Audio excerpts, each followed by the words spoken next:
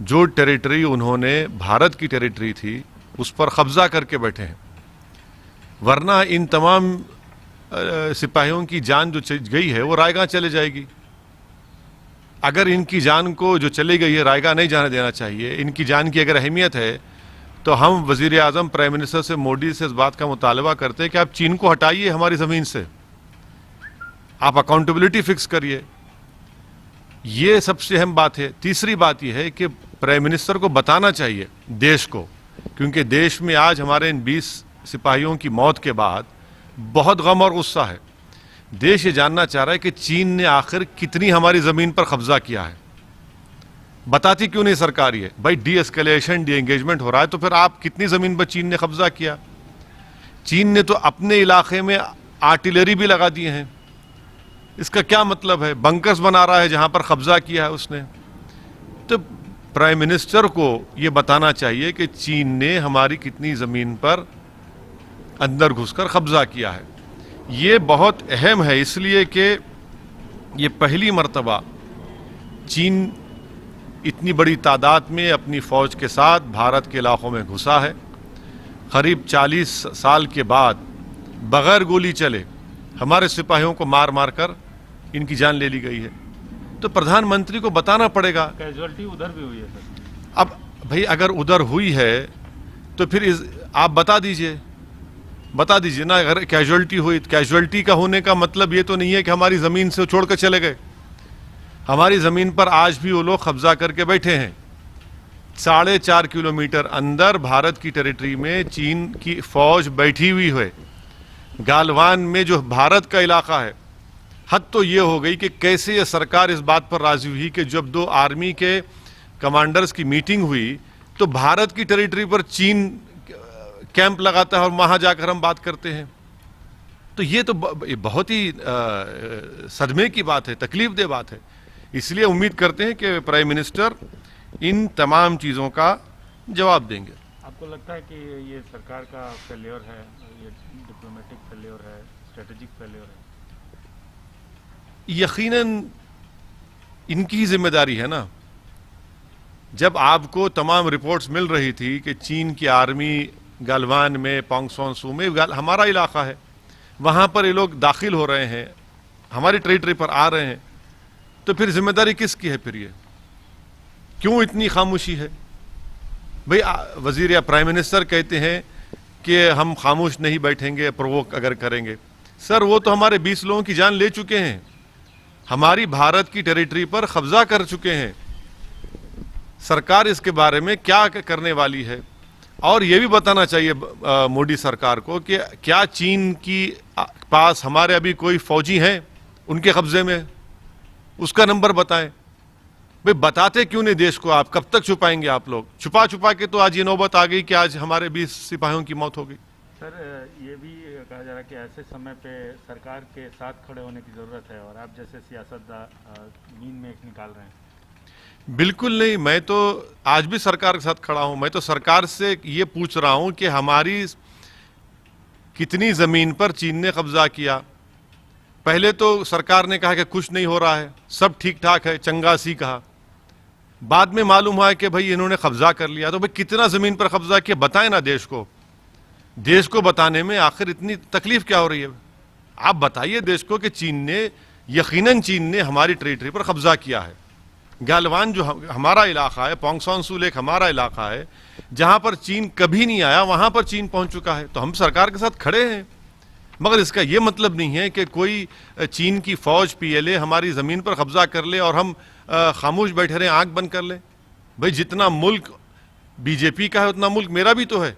मुझे भी तो पूरे देश को जानना चाहिए। पूरे मुल्क में गम और गुस्सा है। इन मरने वालों का भारत सरकार इसका कोई रद्दोबदल या कुछ रिएक्शन करेगी या नहीं करेगी? और इनकी मौत को अगर रायगा नहीं जाने देना है तो हमको चीन को हमारी टेरिटरी से हटाना पड़ेगा। आपके हिसाब से क्या स्टेप लिए जाने चाहिए? भाई ये तो सरकार को बताना चाहिए अब तक क्या स्टेप लिए। ये स्टेप जरूर लेना चाहिए कि चीन जिस जमीन पर कब्जा कर चुका है उनको वहां से हटना चाहिए। चीन को 4.5 किलोमीटर हमारे टेरिटरी के अंदर चीन आकर कब्जा करा है। सरकार को ये ला लो। सर ये जो घटनाक्रम हुआ भारत और चाइना का, जो फिश ऑफ उस पर आपकी क्या?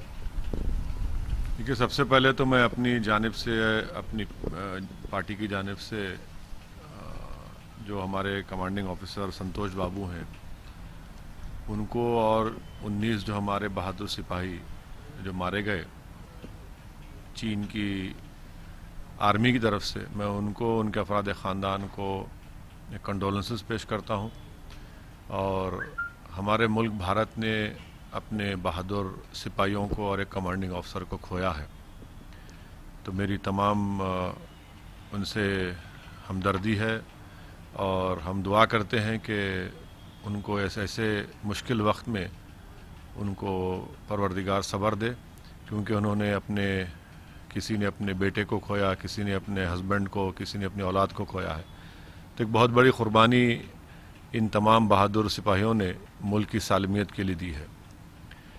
दूसरी बात यह है कि पिछले अप्रैल के तीसरे हफ्ते से ये मुसलसल चीन की तरफ से गालवान वैली में, पोंगसोंग सू में, वहाँ पर चीन की फ़ौज बड़ी तादाद में घुसकर करीब 4.5 किलोमीटर के करीब भारत की टेरिटरी को उन्होंने कब्ज़ा किया है।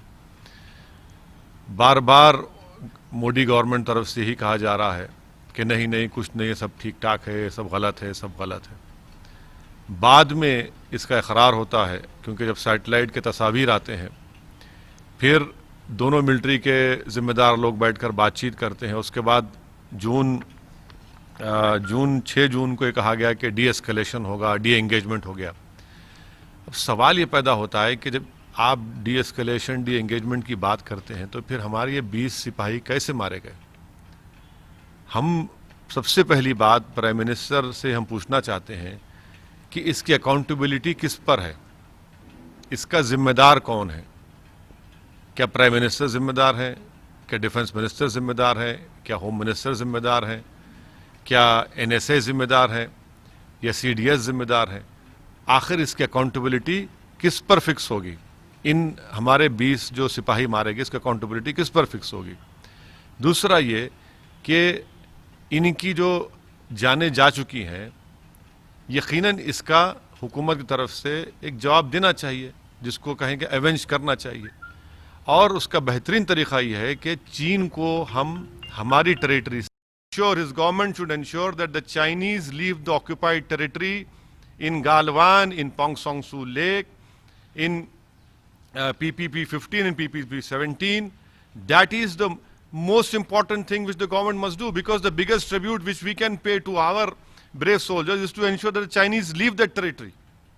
Leave that territory which they have occupied Indian territory. And lastly, the government should tell us how many such soldiers are still in the custody of the Chinese. And now when a statement comes today by External Affairs Minister that nothing will be done to de-escalate, what does that mean?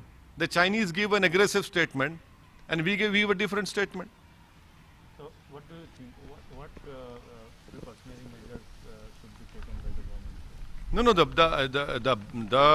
the best measure which I demand from the government is that the Prime Minister should inform the country. In last 6 years, 18 times he has spoken to the Chinese counterpart. What has that led to? It has led to the Chinese occupying Indian territory in the Galwan area, in the Pongsong Su Lake. 20 soldiers have lost their lives. You know, mere statements by the government, by the Prime Minister, are empty words. These are all empty words. The country wants to know what action you are going to take. The country wants to know by what time will we be getting back that territory which China has occupied. That is the best reply that the government should give. Otherwise, these sacrifices will go in vain of our brave soldiers. You know, why did we speak to the Chinese army in our territory and saying that it's a no man's land? No, it was not a no man's land. Even while we were speaking, the Chinese were occupying PPP 15 and PPP 17. So these are important questions which the Prime Minister and his government must answer to the country.